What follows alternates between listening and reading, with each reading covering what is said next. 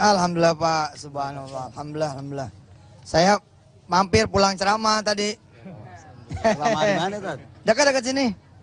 Sempat jebak macet tadi nyambung motor. Alhamdulillah bisa nyampe sini.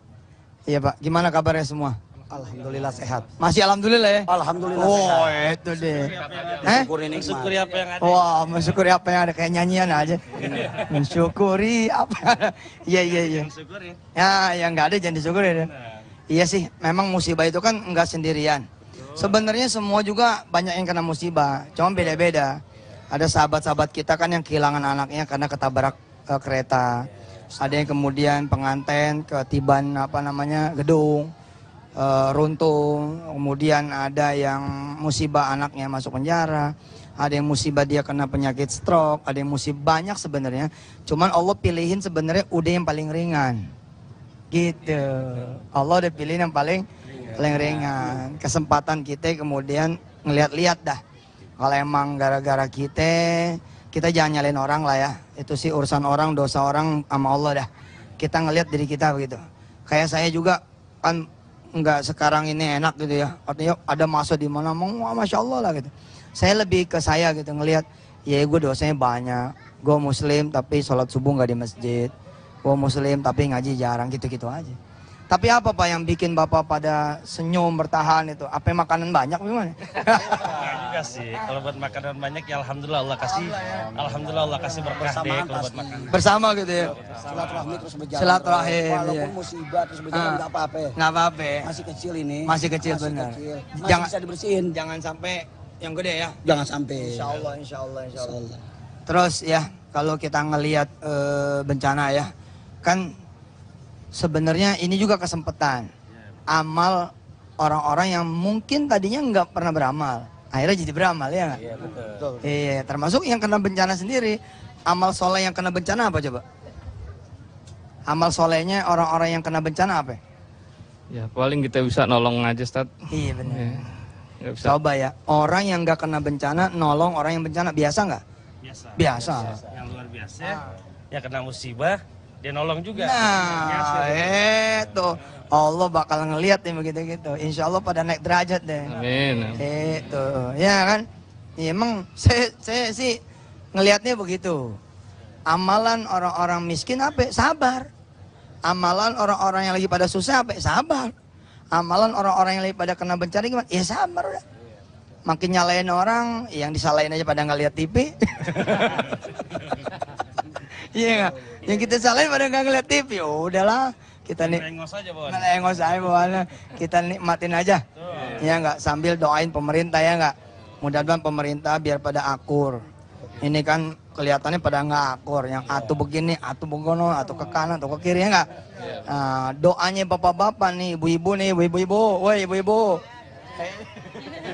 Doanya ibu-ibu nih pada lagi makbul semua. Amin.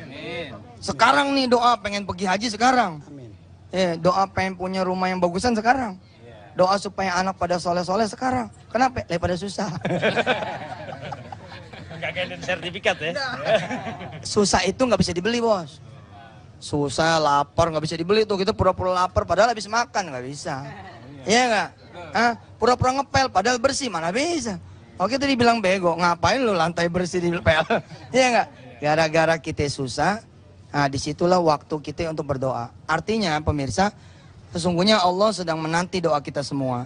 Jangan terlalu jago jadi orang. Sampai semua ngandelin otak melulu. Kerjanya rapat mikir, keburu banjir. Rapat mikir, keburu bencana. Jangan pakai mikir melulu.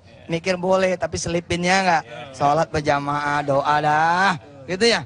Pengen gak sih ngelihat pimpinan Depok, Tangerang, Bogor, Bekasi, Bandung, dan kota-kota lain sekitar ya nggak, selatan kabupatennya, kotanya sama presidennya duduk doa bareng, pengen nggak ngelihat? Pengen. Waduh, cakep tuh ya.